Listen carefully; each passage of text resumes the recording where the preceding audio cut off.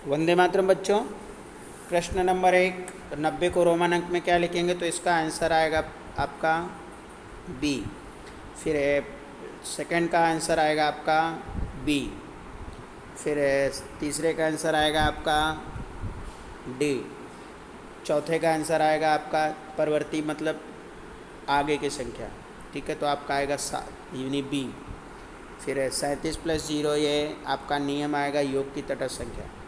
230 और 150 का माइनस करेंगे तो आपका आंसर आएगा 80 यानी ए।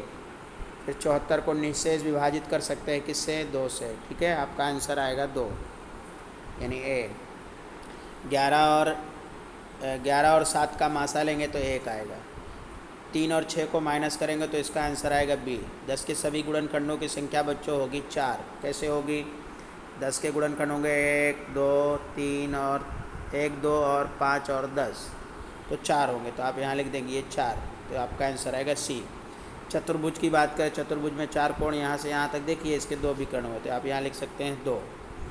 प्रश्न नंबर 11 के बाद है व्यास। एक व्यास का मान 8 है, त्रिज्या कितनी होगी? तो व्यास त्रिज्या की डबल होती है और त्रिज्या व्यास का आधा होता है, तो यहाँ 8 है इसलिए इसकी त्रिज्या हो जाएगी 4।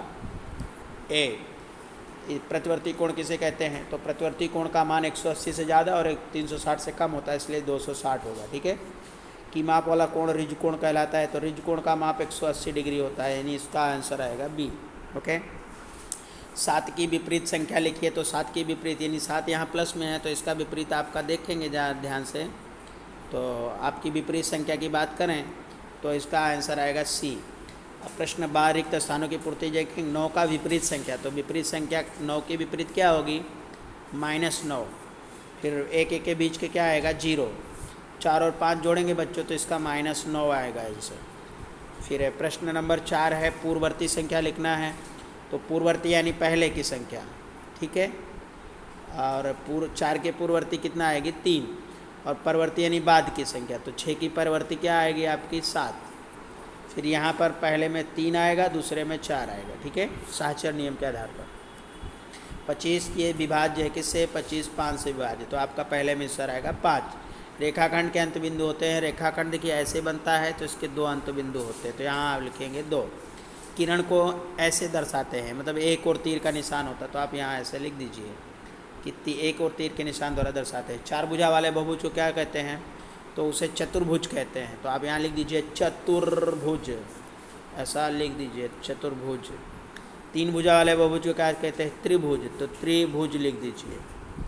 फिर आपका 12 की घड़ी की घंटे वाली सुई 3 से 9 तक पहुँचने में कितना समय लगी? तो आप घड़ी बना लीजिए, यहाँ पे 12 बनाइए, यहाँ पे 6 बनाइए, यहाँ 3 बनाइए, यहाँ 9 बनाइए। अब देखिए 3 से शुरू करते हैं तो आने में उसको कितना? आधा समय लगता है, यानी यह पूरा 4 भागों में डिवाइड होता है, लेकिन 3 से शुरू करते हैं तो आधा, यानी 1/2 भिन्न घूमेगी, तो आपका सही आंसर जाएगा 1/2। फिर प्रश्न नंबर 2, घंटे वाली सुई एक गुणन में कितना समय लगी? तो आप इसमें भिन्न का चित्र बना लीजिए। पहला सवाल है आपकी 4 से 7 तक पहुँचने में, ठीक है, तो 4 से 7 आप घड़ी बना लीजिए। जैसे 4 पहले 12 तो गब बनाते हैं, फिर 6 बनाते हैं, फिर यहाँ 3 बनाते हैं, यहाँ पर 9 बनाते हैं, फिर यहाँ 4, फिर 5, यहाँ 7। तो आप देखिए कि 7 से यहाँ तक आने में घड़ी की सुई जो है 1/4 भाग घूमेगी, तो पहले में 1/4 घूर्णन करेगी।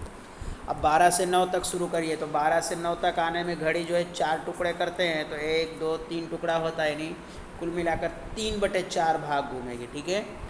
तो आप यहाँ लिख सकते हैं ऐसे बना करके 3/4 भाग घूमेगी।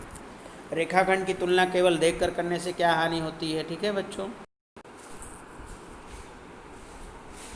तो रेखाखंड की तुलना केवल देख करने से क्या होता है? मतलब देखकर करने से हमें यानी गलती करने की संभावना बढ़ जाती है, यानी हम त्रुटियाँ करना शुरू कर देते हैं, ठीक है।